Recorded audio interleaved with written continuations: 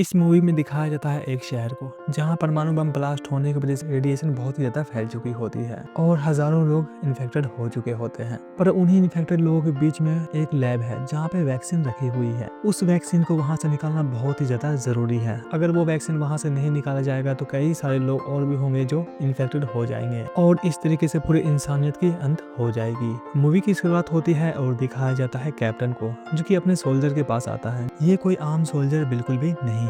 इनको हार्ड से hard mission complete करने के लिए ट्रेन किया गया है। कैप्टन इन सभी को वहां से वैक्सीन लाने के लिए कहता है और ये लोग लाने के लिए रेडी हो जाते हैं। पर रेडिएशन इतना ज्यादा वहां फैल चुका होता है कि बिना मास्क जाना नामुमकिन है। कैप्टन इनके लिए मास्क का तैयारी पहले से ही कर चुके होते हैं और इन सभी को दे देते हैं। यह एक हाईली मॉडिफाइड मास्क होता है जिसके सहारे से ये लोग एक दूसरे से कनेक्ट रहकर बात भी कर सकते हैं। अब हम देखते हैं ये लोग वहाँ के लिए निकल चुके होते हैं जहाँ पे वैक्सीन रखी होती है और ये लोग वहाँ पर लैंड हो जाते हैं और उस जगह के लिए आगे बढ़ने लगते हैं जहाँ पर वैक्सीन रखी हुई होती है। और जब ये लोग आगे जाते हैं तो देखते हैं एक व्यक्ति होता है जो कि इन्फेक्टेड हो चुका होता है। पर ये लोग उनको नहीं मारते हैं क्योंकि ये लोग फायर करेंगे तो और सारे भी ज़ॉम्बी होंगे जो आवाज सुनकर इनकी तरफ अट्रैक्ट हो जाएंगे। इसीलिए ये डिसाइड करते हैं कि ये लोग आगे बढ़ेंगे और अब देखते हैं ये लोग आगे बढ़ जाते हैं। अब ये लोग लैब के अंदर चले जाते हैं जहाँ पर वैक्सीन रखी हुई होती है। तभी एक ज़ॉम्बी इनको पे हमला करने लगता है जिसको ये लोग मार देते हैं। अब हम देखते हैं इनके और भी साथी होते हैं जो हेलीकॉप्टर से पहुंच गए होते हैं। वो इनका हेल्प करने का कोशिश कर रहे होते हैं पर वो नीचे नहीं आते हैं। वो देखते हैं नीचे कुछ हलचल हो रही होती है।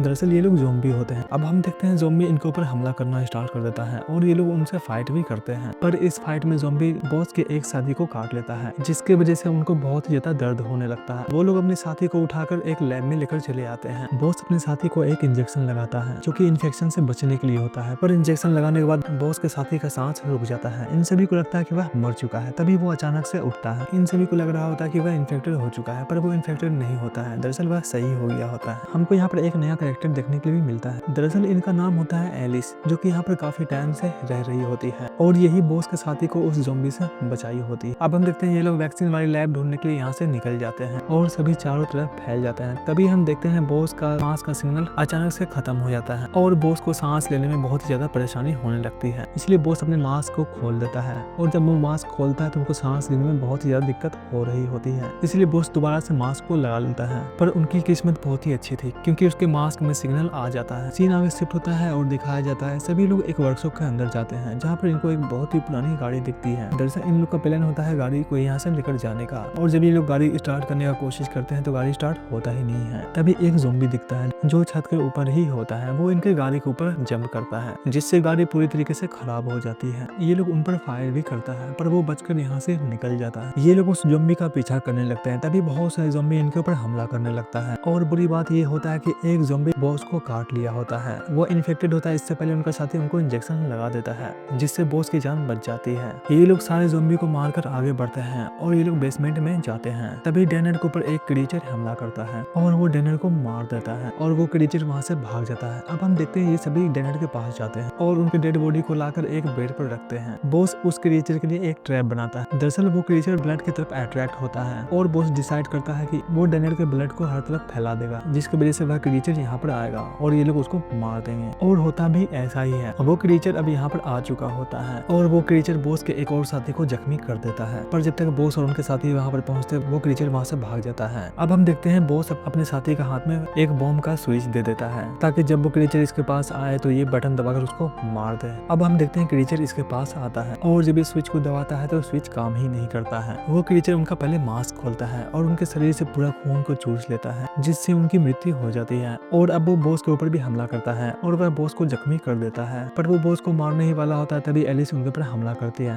और वह क्रीचर वहां से भाग जाता है। एलिस बॉस को एक कमरे में लेकर चली आती है और उसके जख्म पर बैंडेज करती है। अब हम देखते हैं बॉस फिर से प्लान बनाता है उस क्रीचर को यहाँ पर बुलाने का और वो सारी जगह ब्लड को फैला देता है। तभी वो क्रीचर उसके पास पहुंच जाता है और दोनों को बहुत ही बुरी तरीके से हमला करने लगता है। हम देखते हैं वो क्रीचर एलिस को मारने ही वाला होता है तभी बॉस वहां पहुंच जाता है और वह उस क्रीचर को जख्मी कर देता है और वो उस इंजेक्शन को उसके शरीर में लगा देता है जो इन्फेक्शन से बचने के लिए ये लोग इस्तेमाल किया करते थे। और हम देखते हैं गैस भी लीक हो रही होती है क्योंकि बॉस का एक गोली सिलेंडर में लग गया होता है। और जैसे ही ये लोग वहां से बाहर निकलते हैं तभी एक बहुत बड़ा धमाका होता है और उस क्रीचर का पूरी तरीके से खात्मा हो जाता है। और अंत में दिखाया जाता है एलिस और बॉस वैक्सीन लेकर वहां से निकल जाते हैं। वीडियो अच्छा लगा हो तो एक्सप्लेनर बाबा को सब्सक्राइब करें।